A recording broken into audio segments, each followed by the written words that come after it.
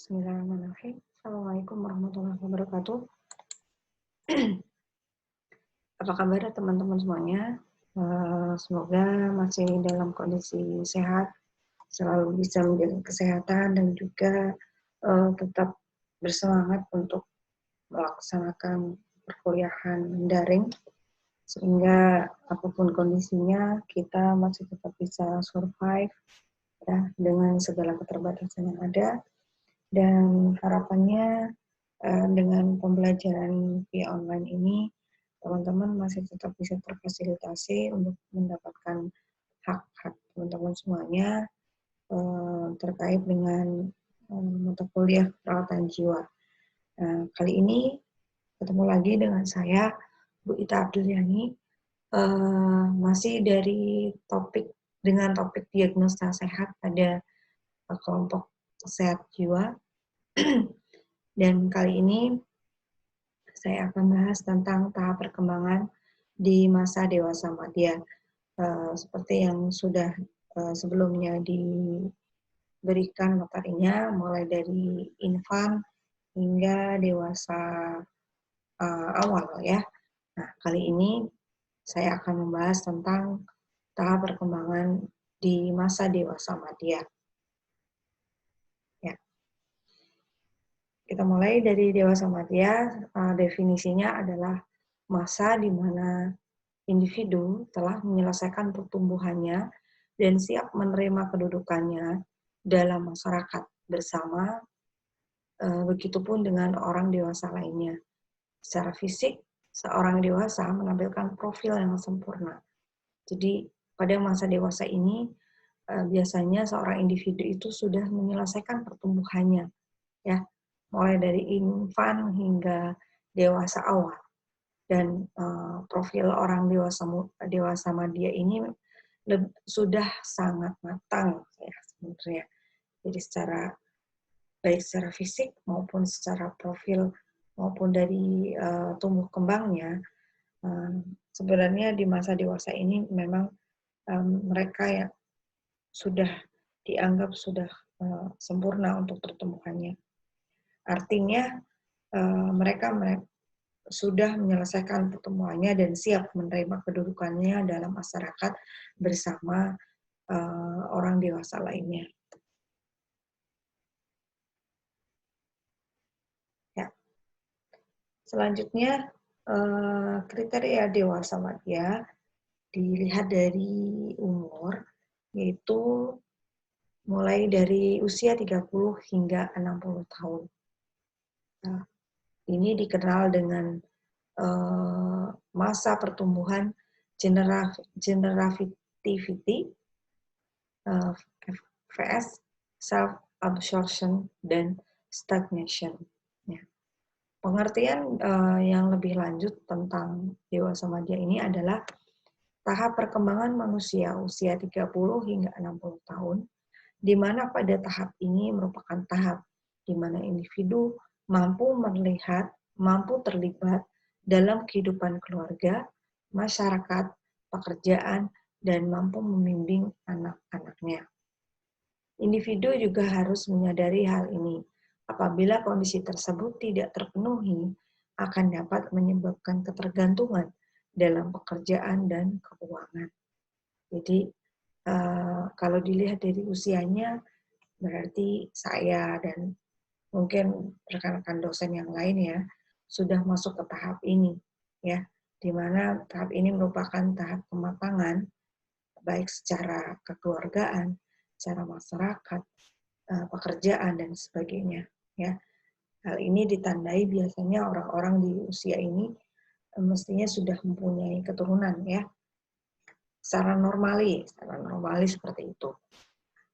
Kalaupun ada yang belum, nah pastinya nanti yaitu banyak hal terkait di dalamnya ya. Nah, ini secara normali adalah dikatakan 30-60 tahun ini menjadi sosok dewasa yang sudah siap dengan berbagai hal. Ya. Artinya ketika ada keterlambatan dalam fase ini, kemungkinan juga akan bisa menyebabkan ketergantungan atau bahkan gangguan yang lain. Dewasa madya dikategorikan adalah mereka yang berumur 40 hingga 60 tahun. Ini termasuk dewasa madya. Di mana di masa ini terdapat penurunan perubahan-perubahan fisik dan psikis yang jelas tampak pada setiap individu. Mulai dari fisik ya, biasanya kalau perempuan itu ya, wanita terutama di masa usia 40 biasanya yang sering dikabarkan di iklan-iklan misalnya, mulai tampak ada kerutan di sudut mata, nah, seperti itu. Atau dari sisi psikis, dari kejiwaannya, ya orang-orang di usia 40 tahun biasanya sudah jauh lebih matang, ya. Ketika dikaitkan dengan grafik gitu ya, grafik pertumbuhan secara jiwa, usia 40 tahun ini biasanya sudah lebih stagnan, sudah lebih stabil, ya. Beda dengan grafik emosi ketika sebelum usia 40, apalagi di usia-usia 20-an ya, biasanya masih fluktuatif, masih turun naik. Nah, kalau sudah di usia 40 ke atas, biasanya grafik psikisnya akan cenderung lebih stabil.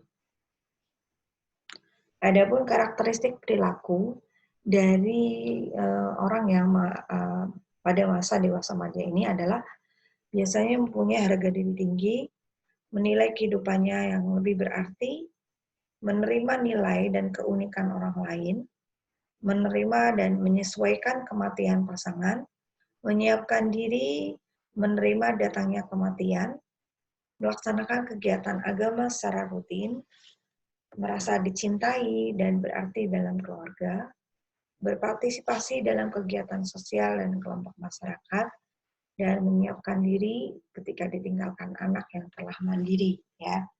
Jadi sudah siap-siap menjadi seorang kakek, nenek, dan sebagainya, ya.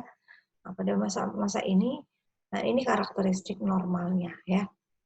Jadi orang-orang yang sudah mencapai tahap ini sebenarnya secara usia memang sudah matang, sudah ini adalah tahap-tahapan yang biasanya dialami oleh usia dewasa madya.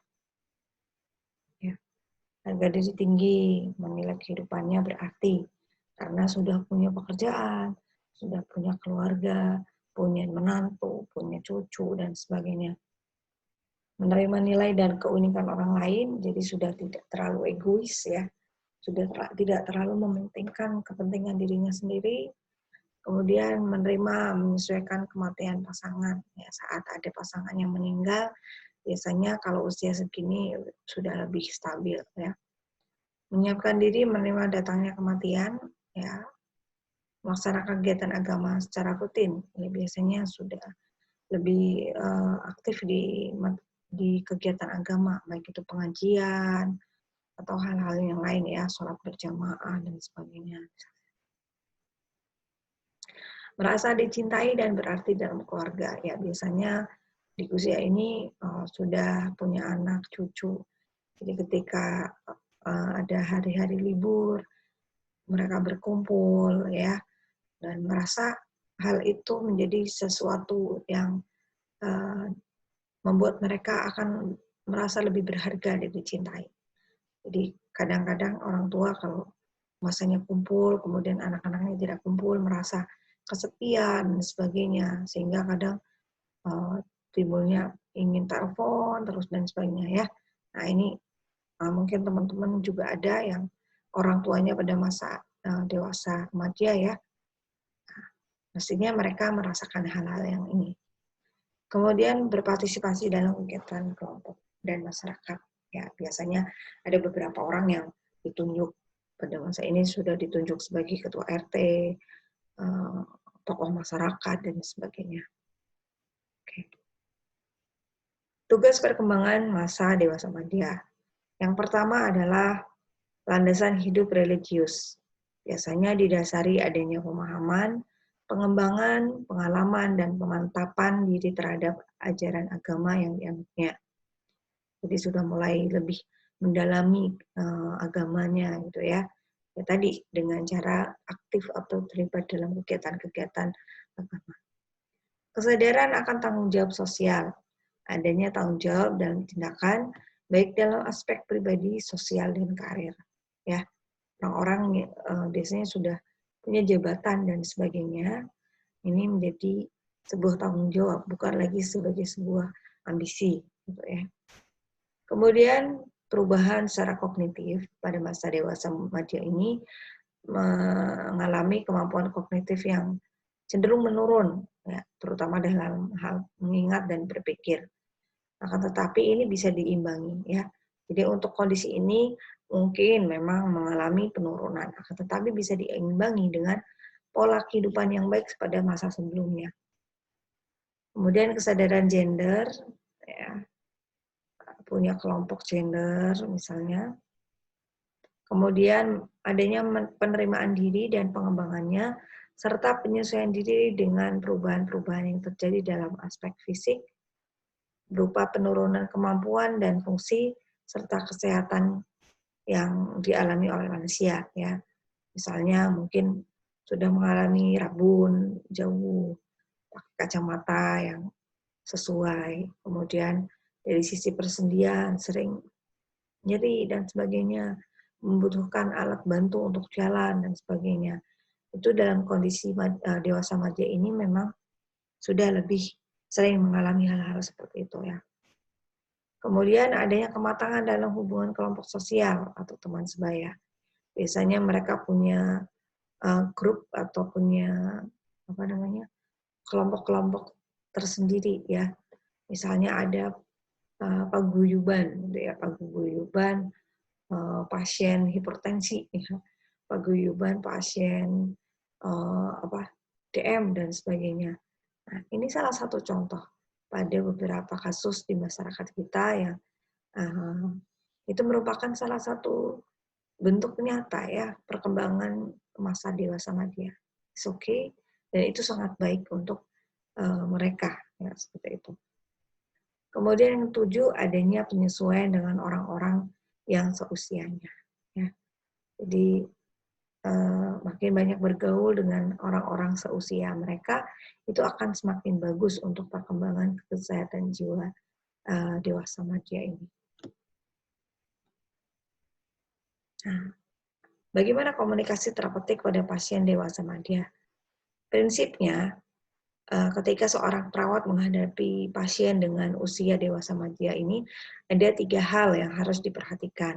Yang pertama adalah saling menghormati, ya, saling menghormati. Jadi tidak ada salahnya misalnya ketika kita menghadapi pasien dengan usia ini, ya, terutama mungkin orang Jawa, ya, bisa dengan penggunaan bahasa kromo inggil yang sesuai, itu akan lebih mudah diterima di hati pasien dengan dewasa remaja ini, sehingga mereka merasa lebih dihormati, merasa lebih berharga, dan merasa pastinya merasa lebih dihargai.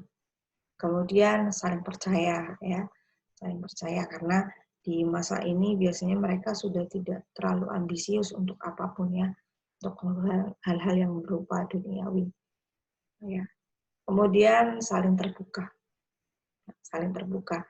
Biasanya karena memang sudah mulai memikirkan kematian dan sebagainya, sehingga pada masa dewasa remaja ini mereka sudah tidak merasa penting lagi untuk menyembunyikan sesuatu, baik tentang kesehatannya maupun tentang kehidupan pribadinya. Ya.